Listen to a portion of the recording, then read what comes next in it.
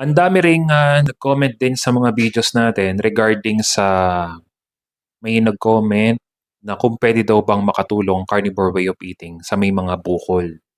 Yan, most especially merong mga kagaya, may mga natulungan ako na may bukol na sa leeg. Tapos nung nagpa-check-up siya sa doktor, hindi pa siya chine-check-up, 'pag nakaupo pa lang sa kanyang ganyan, pinatingala pa lang siya na ganyan, tapos malaki na yung leg niya. Alam mong sabi sa kanya, "Biopsy na 'yan." Para at least malaman na natin, kitang-kita na malaki na.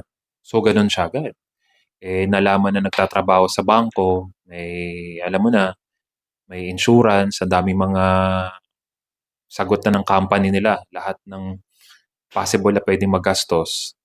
Kaya pagka nalaman ko saan siya nagtatrabaho, ganito yung kakayanan niya, eh, pasok na siya agad. So yung tao hindi na agad makakatulog, 'di na alam ang gagawin, hanggang sa lumapit siya sa'kin at itinuro ko. In just a matter of 1 month, yung malaki niyang leeg nawala na po agad. So may, video po ako niyan at, puwede nating pag-usapan kung ano ba yung proseso, kung paano ba nakatulong ang carnivore way of eating.